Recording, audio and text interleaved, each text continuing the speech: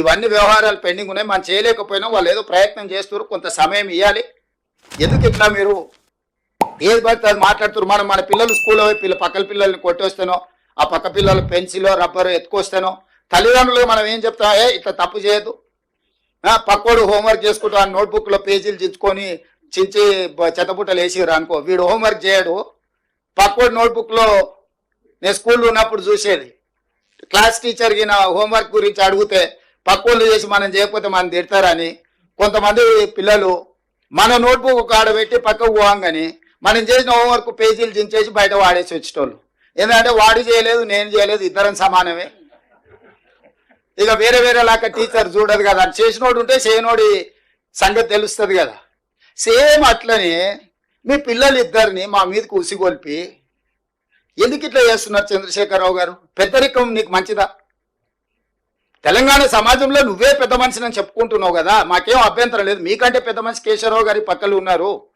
అయినా మేము ఎప్పుడు కూడా కేశవరావు గారు కూడా మిమ్మల్ని ఏమి తక్కువ చేసినట్టో లేకపోతే మీరు చేస్తున్న తప్పని ఎప్పుడు అనలేదు కదా. సో మీరు ఎందుకు పెద్దరికం నిలబెట్టుకోవడం లేదు? మీ పిల్లలకి ఎందుకు సూచన చేస్తలేరు? మీ పిల్లలు ఏంది తులువ పనులు ఇవన్నీ? ఇట్లా తులువ పనులు చేసేటప్పుడు నియంత్రించాల్సిన బాధ్యత మీకు లేదా? నేను గతంలో కూడా చెప్పినా, మళ్ళీ చెప్తున్నా. రామాయణంలో విశ్వామిత్రుడు తపస్సు చేసినప్పుడు మారీచుడు సుబాహుడు మారీచుడు సుబాహుడు అనే రాక్షసులు ఆ తపస్సును భగ్నం చేయాలని, అదేవిధంగా వాళ్ళు తయారు చేసిన అమృతాన్ని రాహు కేతు తాగేసేయాలని, అమృతం తాగితే ఎప్పటికీ బతుకుండొచ్చని, అట్లా పురాణాలలో రాక్షసులు ఉండేటోళ్ళు మారీచులు, సుబాహులు, రాహువు, కేతువు ఇట్లాంటి వాళ్ళని తయారు చేసి మా ప్రభుత్వానికి ఉసిగొల్పడము మీ పెద్దరికానికి మంచిదా? చంద్రశేఖరరావు గారు, మీరు ఆలోచన చెయ్యండి. మేము మిమ్మల్ని ఏం అనుమానించి మీ పట్ల మేము అభ్యంతరకరంగా వ్యవహరించింది ఏం లేదే. రాష్ట్ర అవతరణ దినోత్సవానికి మా అధికారికంగా మేము ప్రోటోకాల్ మిమ్మల్ని ఇన్వైట్ చేయడానికి వచ్చినాం. రేపు డిసెంబర్ 9 నాడు తెలంగాణ తల్లి విగ్రహావిష్కరణ ఉంది సచివాలయంలో. మా హైదరాబాద్ ఇన్ఛార్జ్ మినిస్టర్ పొన్నం ప్రభాకర్ గారు, ఇతర శాసనసభ్యులు స్వయంగా వెళ్ళి ప్రధాన ప్రతిపక్ష నాయకుని ఆ కార్యక్రమానికి ఆహ్వానిస్తారు. మీరు రాండి.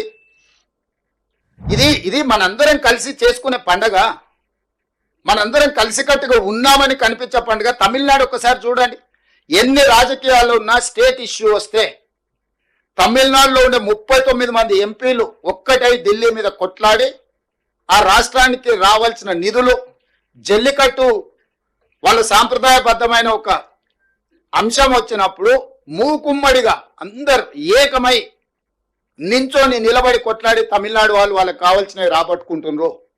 ఆ స్ఫూర్తి తెలంగాణలో ఎందుకు కొరవడుతుంది? పార్లమెంట్ సమావేశాలు వచ్చినప్పుడు ప్రతిపక్ష నాయకుడిగా మీరు కూడా రాండి, మన ఎంపీలకు దిశ నిర్దేశించేద్దాం. 17 మంది లోక్సభ సభ్యులు, 7 మంది రాజ్యసభ సభ్యులు, 24 మంది సభ్యులకు మనం ఒక ఎజెండా ఇచ్చి కేంద్ర ప్రభుత్వంతో రాబట్టుకోవాల్సిన నిధుల కోసం ఒక మంచి సాంప్రదాయాన్ని నెలకొల్పుదాం. చంద్రశేఖరరావు గారు, మీకు మేము నచ్చినా నచ్చకపోయినా, మీరు ఇష్టపడకపోయినా, ఒకవేళ మీకు మనసులో బాధ దుఃఖం ఏదైనా ఉన్నా ప్రజలు ఒక తీర్పు ఇచ్చిండ్రు. ఈ ప్రజాస్వామ్యంలో ప్రజా తీర్పే గొప్పది. నిజాం మాత్రం ఇష్టపడి రాజ్యాన్ని భారత ప్రభుత్వానికి పండిత్ జవహర్లాల్ నెహ్రూ, వల్లభాయ్ పటేల్ కప్పచెప్పిండా? నిజాం ఏమి ఇష్టపడలేదు కదా. ప్రజా తిరుగుబాటు వచ్చినప్పుడు, ప్రజలు స్వేచ్ఛ కోరుకున్నప్పుడు తప్పని పరిస్థితుల్లో తల ఒక్కవలసిన పరిస్థితులు నిజాం ప్రభువుకే తప్పలేదు. ప్రపంచంలోనే ఆగర్భ శ్రీమంతుడు నిజాం, అత్యంత శక్తివంతుడు.